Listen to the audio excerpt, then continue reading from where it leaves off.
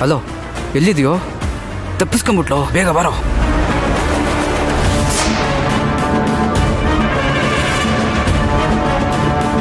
ಏನೋ ತಪ್ಪಿಸ್ಕೊಂಬಿಟ್ಲು ಕಣೋ. ಬಾ ಬಾ ಬಾ. ನಡಿ ನಡಿ.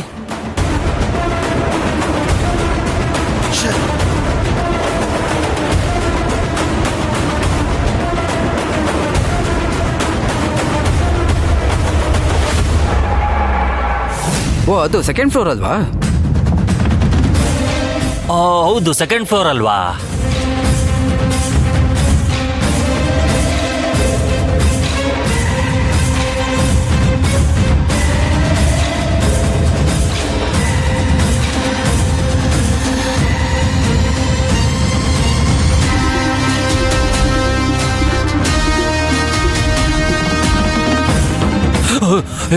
ಪೊಲೀಸು.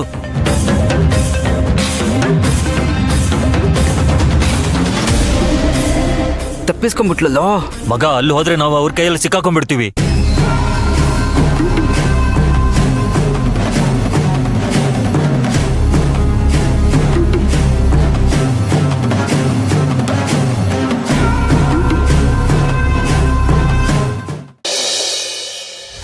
ಹೇಗಿದೆ ಇವಾಗ?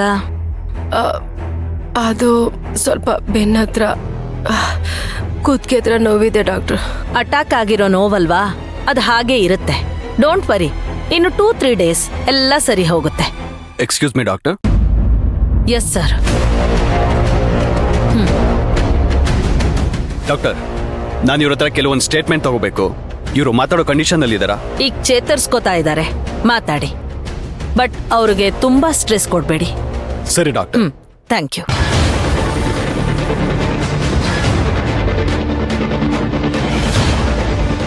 ನೋಡಿ ಕಾನ್ಸ್ಟೇಬಲ್, ಸರ್. ಇವ್ರು ಹೇಳೋ ಸ್ಟೇಟ್ಮೆಂಟ್ನೆಲ್ಲ ಮೊಬೈಲಲ್ಲಿ ರೆಕಾರ್ಡ್ ಮಾಡ್ಕೊಳ್ಳಿ. Okay sir.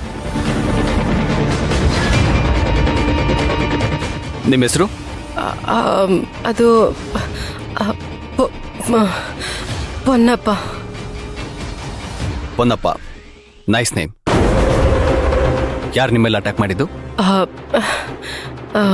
ಅದು ಸರಿಯಾಗಿ ಗೊತ್ತಿಲ್ಲ ಸರ್. ಅರೆ, ನಿಮ್ಮೆಲ್ಲ ಅಟ್ಯಾಕ್ ಮಾಡಿದವರು ಯಾರು ಅಂತ ಗೊತ್ತಿಲ್ವಾ? ಇಲ್ಲ ಸರ್. ನಿಮಗೆ ಗೊತ್ತು, ನನಗೆ ತುಂಬ ಜನ ವಿರೋಧಿಗಳಿದ್ದಾರೆ.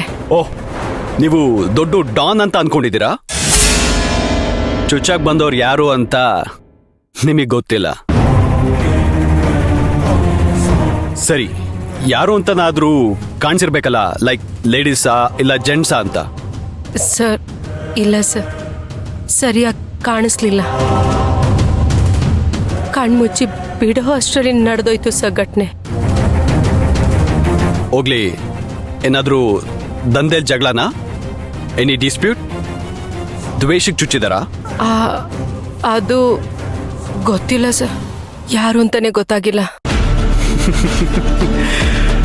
ಎಷ್ಟೇ ಕೇಳಿದ್ರು ಮತ್ತೆ ಮತ್ತೆ ಅದನ್ನೇ ಹೇಳ್ತಾ ಇದ್ದೀರಲ್ರಿ. ಸರಿ ಸರಿ, ನಾನು ಇನ್ನೊಂದ್ಸಲ ಕೇಳ್ತೀನಿ, ಚುಚ್ಚಿದ್ದು ಗಂಡ್ಸಾ ಹೆಂಗ್ಸಾ? ಅದು ಗಂಡ್ಸು ಸರ್.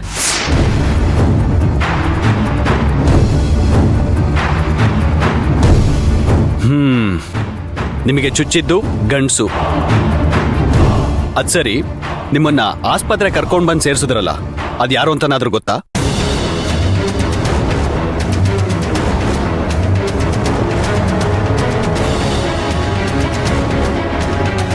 ಚುಚ್ಚಿ ಕೆಳಗೆ ಬಿದ್ದಿರುವಾಗ ಕಿಟಕಿ ಹತ್ರ ಹೋಗಿ ಕೂಗ್ದೆ ಸರ್.